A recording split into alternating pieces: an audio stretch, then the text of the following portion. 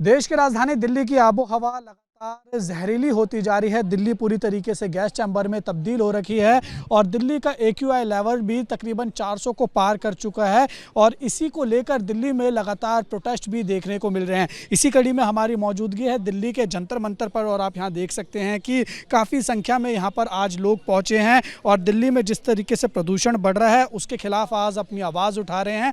और यहाँ पर ये जो लोग हैं ये ख़ास तौर पर वसंत कुंज के जो B1 सोसाइटी के लोग यहाँ पर आए हैं और इनका कहना है कि इनके यहाँ पर एक अपार्टमेंट बन रहा है जो कि पूरी तरीके से इलीगल है और ये जो अपार्टमेंट बन रहा है ये साउथ सेंट्रल रिज के ऊपर जो है वो बनाया जा रहा है, जिससे जो AQI लेवल है वो और ज़्यादा ख़राब होगा और जो इन सोसाइटीज़ के लोग हैं ख़ास तौर पर 5000 लोग वहाँ पर रह रहे हैं उनके ऊपर काफ़ी ज़्यादा असर पड़ेगा। और इसी को लेकर आज यहाँ पर प्रोटेस्ट करने के लिए जो B1 सोसाइटी के रेजिडेंट्स हैं वो यहाँ पर पहुँचे हैं। यहाँ पर हमारे साथ जनरल सेक्रेटरी हैं इसके B1 अपार्टमेंट्स के जो सोसाइटी के RW के जो जनरल सेक्रेटरी हैं वो हमारे साथ मौजूद हैं। क्या कहेंगे सर, जिस तरीके से दिल्ली का प्रदूषण लगातार बढ़ रहा है, अलग अलग लोग प्रोटेस्ट कर रहे हैं, आज आप भी आए हैं दिल्ली के जंतर मंतर पर प्रोटेस्ट करने के लिए, क्या पूरा मामला थोड़ा आप हमें समझाइए ताकि दर्शक जो देख रहे हैं उनको भी समझ आए। ये बात सच है कि दिल्ली का जो रिज, जो हम हरा फेफड़ा बुलाते हैं, यहाँ एक project multi storeyed project, ultra luxurious project approve किया गया है DDA और MCD ने, जबकि ये बिल्कुल ही इलीगल है। रिज में कोई भी construction without the right approvals नहीं कर सकते हैं। इसके बावजूद सेंट्रल गवर्नमेंट की जो ज़मीन है 1966 से ये सेंट्रल गवर्नमेंट की ज़मीन है, ये वन विभाग भी इस केस लड़ रहा है कि हाँ इन्होंने पेड़ भी काट दिए हैं, इलीगली सिग्नेचर्स फॉर्ज किए हैं, काफ़ी मसले हैं। और जैसे आपने बताया कि AQI तो अभी ख़राब है ही, और विदाउट द वन के बिना कैसे ये जो विदाउट जंगल्स, विदाउट हमारे वन, हम कैसे इस प्रदूषण को रोक पाएंगे। और हम सरकार से ये चाहते हैं कि ये रिच को प्राइवेटाइज ना कीजिए। अगर ये पहला प्रोजेक्ट बन जाएगा, इसी तरह दिल्ली के जंगलों में स्काई स्क्रेपर्स जो करोड़ों में बिकेंगे, अमीर वहाँ रहेंगे एट दी कॉस्ट ऑफ हमारे फेफड़ों में, हरा फेफड़ों का वो जो है बस एक मेमोरी रह जाएगा। जो बिल्डिंग वहाँ पर बन रहे हैं, अपार्टमेंट्स बन रहे हैं, ये कितने ऊंचे इमारत बनेंगे, जैसे आप स्काई स्क्रैपर्स कह रहे हैं, ये कितने ऊंचे हैं और कितना नीचे जाएंगे, क्या पूरा आपको ये बातें पता है? ये 10 मंजिला ऊपर और 3 मंजिला नीचे, ये अरावलीज़ की हम बात कर रहे हैं। और ये जब बनेगा तो ये जब एक्सप्लोजिव्स यूज़ करेंगे हमारे तो घर धंस जाएंगे। हमारे यहाँ 40 साल पुराने स्ट्रक्चर्स हैं और ये एयरपोर्ट के भी पास आता है। हमें पता है कि हाल ही में अहमदाबाद में एक मेडिकल कॉलेज में भी वहाँ एक एक्सीडेंट हुआ था। तो जब आप एयरपोर्ट के पास इस तरह के हाई राइज स्ट्रक्चर्स बनाएंगे तो सवाल तो उठेगा कि यहाँ अथॉरिटीज़ ने क्या ड्यू डिलिजेंस किया है इसको अप्रूवल देने के लिए। अप्रूवल मिल चुका है? हाँ, इनको काफ़ी अप्रूवल्स मिला है और हमने इसको चैलेंज किया हुआ है नेशनल ग्रीन ट्राइब्यूनल में, हाई कोर्ट में, ये सारे अभी अप्रूवल है। लेकिन इसके बावजूद हम देख रहे हैं इस ग्रैब 3 और ग्रैब 2 के दौरान भी बिल्डर अभी भी काम कर रहा है। आज भी हम देखने आए थे, वहाँ सुबह वहाँ काम कर रहा था वो। तो ये कंस्ट्रक्शन का काम लगातार जारी है। वो पेड़ों पे डैमेज कर रहा है। उसने वहाँ एक बड़े बड़े बैरियर्स लगा दिया है। वहाँ जो आसपास के जो रेसिडेंट्स रहते हैं उनका धूप रुक गया है, वहाँ का हवा का जो वो भी रुक गया है। तो हम तो चाहते हैं कि अथॉरिटीज़, दिल्ली सरकार और सेंट्रल गवर्नमेंट अपनी अमानत, अपनी ज़मीन वापस लें और प्राइवेटाइजेशन ना होने दें दिल्ली रिच का। आपका क्या नाम है? मेरा नाम मोहन है। आप क्या कहेंगे, आप भी इस प्रोटेस्ट में आए हैं, जिस तरीके से दिल्ली की आबो हवा ख़राब होती जा रही है लगातार, क्या कहेंगे? मतलब मैं ये कहूँगा कि 15 साल पहले मैं इस B1 ब्लॉक में मूव किया था। इतना अच्छी हमारी कॉलोनी होती थी, 5000 से ज़्यादा लोग रहते हैं यहाँ पे, और बीच में एक बहुत बड़ा जो एरिया था, लैंड था, जो ग्रीन हम जिसको कहते थे लैंड था, वो बच्चों के लिए खेलने के लिए जगह शायद बनी जा रही थी। लेकिन क्या पेपर में काम हुआ, क्या बिल्डर ने किसके साथ क्या मिलके क्या इसको अप्रूवल कराया कि अब वो दिख रहा है कि वो एक अवैध शायद काम शुरू हो गया है और बिल्डिंगें शुरू हो गई हैं। DDA और MCD से अप्रूवल हो चुका है? ये कैसे अप्रूवल है ये नहीं पता, क्योंकि हुआ तो है जो हमें पता लगा है, लेकिन किस वजह से अप्रूव हुआ है कि जबकि वो एक DDA को एक जगह खेलने के लिए दे देनी चाहिए थी उसे, उसको एक 10 मंजिला स्काई स्क्रेपर बनाने के लिए, एक प्राइवेट लग्जरी बिल्डिंग बनाने के लिए एक DDA की जगह के बीच में दे दिया गया है। वो मुझे काफ़ी उस पर संकेत है। इसका इम्पैक्ट क्या रहेगा? आई थिंक आपने बहुत ही अच्छा क्वेश्चन पूछा। Actually without any impact assessment this project has been started. ना आप खुद समझ सकते हैं, एक घर आपको मिला हुआ है, 2 भाइयों को घर मिला हुआ है। एक भाई को बोले कि अब बीच का चबूतरा में वहाँ पे जहाँ पे 3 मंजिला बाकी सराउंडिंग है उसमें आप 13 मंजिला इमारत खड़ी कर दो जिसमें निकलने का एक ही रास्ता है, तो आप कैसे सर्वाइव कर सकते हैं? That means you are destroying the environment.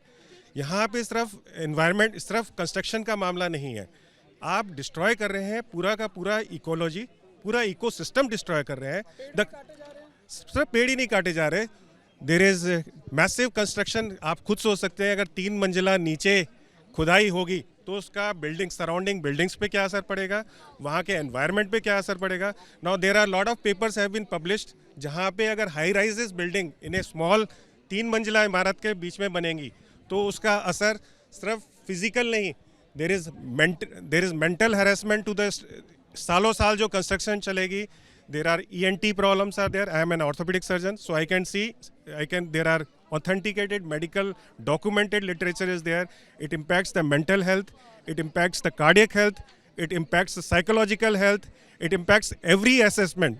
Now जैसे इन्होंने बोला कि वहाँ पे धूप रुक गई है, there is orthopedic problems will occur, musculoskeletal problem will occur, cardiology, so many problems will occur, and B1 का ecosystem will be destroyed. कितने लोग होंगे इस पूरे आपके B1 अपार्टमेंट जो कॉलोनी है? 5000 तो सीनियर सिटीजन्स हैं, आप बच्चों वगैरह को मिलाए आप खुद ही देखिए वहाँ पे पार्किंग की समस्या, B1 की खुद की अपनी समस्या है, उसमें आप इतनी बड़ी समस्या को उठा के इम्पैक्ट करने जा रहे हैं, कोई इम्पैक्ट असेसमेंट नहीं किया गया है। सो हमारे साथ महिलाएं भी मौजूद हैं, इनसे बातचीत कर लेते हैं। क्या कहेंगे मैम, जिस तरीके से अब ये डॉक्टर हैं आपके साथ प्रोटेस्ट में हैं, इन्होंने बताया कि अगर वहाँ पर ये प्रोजेक्ट बन रहा है तो उसके क्या क्या जो असर हैं वो बॉडी पर पड़ेंगे। उन्होंने बताया मेंटल हेल्थ पर असर पड़ेगा और जो हम ब्रीथ कर रहे हैं हमारे लंग्स पर असर पड़ेगा। तो क्या कहना चाहेंगे आप ये कि कितना ज़रूरी है इसको रोकना? ओके, सो पहली बात तो ये कि मुझे इतना ज़्यादा दुख हो रहा है कि हम लोगों को अपने बेसिक राइट्स के लिए प्रोटेस्ट करने पड़ रहे हैं। दिल्ली में हवा तो हमें मिल ना पाई, अब जहाँ हम लोग रह रहे हैं वहाँ पे भी अगर ऐसी कंस्ट्रक्शन करेंगे जिससे इतनी मिट्टी उड़ेगी और इतनी हमारी सिक्योरिटी ख़त्म होगी, तो हम लोग तो बिल्कुल ही as parents we have failed, our government has failed us. हम बात ही किस चीज़ की कर रहे हैं कि हमारे बच्चों को हवा दो, एक सिक्योर्ड एनवायरनमेंट दो, एक अच्छा फ्यूचर दो। हम तो समझ नहीं आ रहा प्रोटेस्ट क्यों करना। हम इतने कितने children of the lesser god बन चुके हैं कि हमारे लिए कुछ भी बेसिक्स नहीं प्रोवाइड किए जा रहे। आज मेरा बच्चा शाम को बाहर खेलने नहीं जा रहा, मैं अपने लिए सैर नहीं कर पा रही, अंदर एयर प्योरीफायर चला के चल रहे हैं। स्कूल को हम लोग बोलते हैं क्यों खोल रहे हो जब इतनी टॉक्सिक हवा, हमारे बच्चों को घर में रहने दो, जीने दो, उनके लंग्स को बढ़ने दो, उनको ग्रो करने दो। हम तो बेसिक्स पे ये लड़ रहे हैं, आगे क्या बढ़ेंगे? इसको लेकर आपने क्या सरकार प्रशासन से कुछ बात करने की कोशिश करी, कोई ज्ञापन दिया, अपनी समस्या बताई? हम यही तो समस्या बताने के लिए सब यहाँ पे आज एकजुट हो रहे हैं। यही तो हम सरकार को बताना चाहते हैं भी कहाँ पहुँचे, किसके आगे हम अपनी फरियाद करें कि हमें अपने लिए एक अच्छी जीवन चाहिए, हमारे बच्चों के लिए जीवन चाहिए। जो मेरी बेटी 13 साल की है, आज वो अगर खेलना चाहते हैं हम उसको बोलते हैं नहीं तुम पार्क नहीं जा सकती हो। क्यों? क्योंकि वहाँ पे मिट्टी उड़ रही है, तुम्हारे लिए हवा ठीक नहीं है, तुम्हारे लंग्स डेवलप हो रहे हैं। डॉक्टर्स मना कर रहे हैं कि बच्चे अभी बाहर ना जाए तो बेटर रहेगा, बुजुर्ग बाहर निकलें तो बेटर रहेगा। और उसके ऊपर अब आपने हमारे ऊपर ये थ्रेट एक कंस्ट्रक्शन का भी लगा दिया जिससे और पोल्यूशन उड़ेगा, हमारा रिच एरिया खत्म हो रहा है। तो हमारे तो बेसिक राइट्स ही आपने सिटीजन्स खत्म कर दिए, कुछ रह ही नहीं गया हमारे लिए। अभी तक बातें पॉल्यूशन के बारे में काफ़ी हो चुकी। बात किसी ने ये भी कही कि क्या एमसीडी का सैंक्शन मिल चुका है क्या?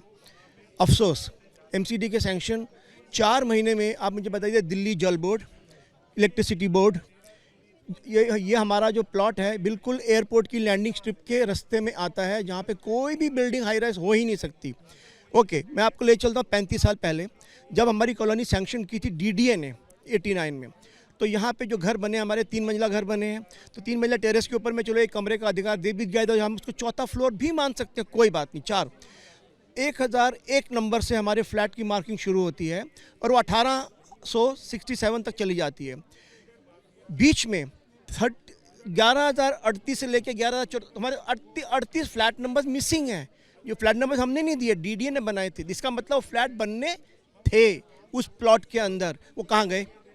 ये लैंड, एक स्मॉल पॉकेट जो कि चारों तरफ हमारे घर बने हुए हैं, ये लैंड लॉक्ड है।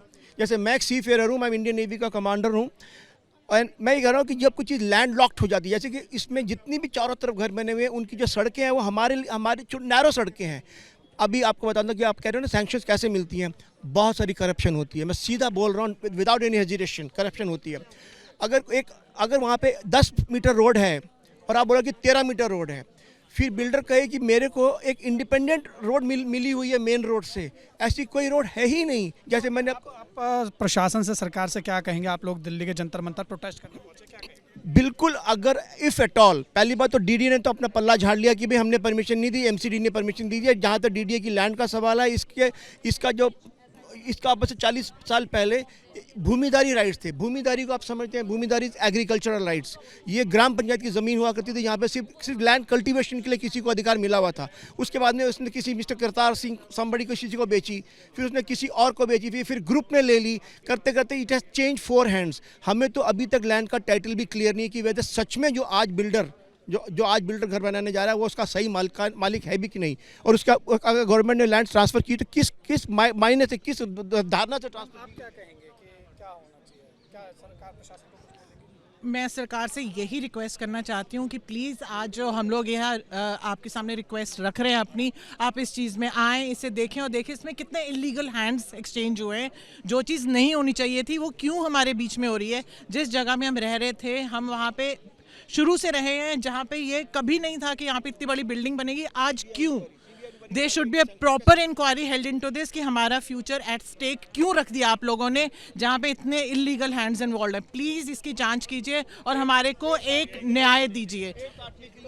आपने सुना कि यहाँ पर जो वसंत कुंज के B1 सोसाइटी के रेजिडेंट हैं, जो लोग वहाँ पर रहते हैं, तकरीबन 5000 बताए जा रहे हैं। जैसा हमने इनसे बातचीत की है उसके आधार पर इनका कहना है कि जो वसंत कुंज का इलाका है वहाँ पर जो साउथ सेंट्रल रिज है वहाँ पर अपार्टमेंट जो है वो लग्जरी अपार्टमेंट बनाने की अनुमति दे दी गई है एमसीडी के द्वारा, जैसा इनका कहना है। और इनका कहना है कि 10 मंजिला ऊपर है और 3 मंजिला नीचे है। अगर ऐसा होता है, ये कंस्ट्रक्शन होता है तो धूल उड़ेगी, धूल के साथ ही इनको जो है वो काफ़ी समस्याओं का सामना करना पड़ सकता है, जो कि लंग्स की बीमारी है। और जैसे डॉक्टर ने हमें बताया है कि जो मेंटल हेल्थ है वो भी इस पर इफ़ेक्ट कर सकती है। और यही कारण है कि आज दिल्ली में साफ़ हवा को लेकर जंतर मंतर पर भारी संख्या में लोग जुटे हैं और प्रदर्शन करते हुए दिखाई दे रहा है। और इनका कहना है कि सरकार को और प्रशासन को इस मामले में हस्तक्षेप करना चाहिए और ये जो कंस्ट्रक्शन हो रहा है इसको पूरी तरीके से जल्द रुकवाना चाहिए। वीडियो जर्नलिस्ट जितेंद्र सिंह के साथ उज्जवल कुमार, एबीपी न्यूज़, जंतर मंतर।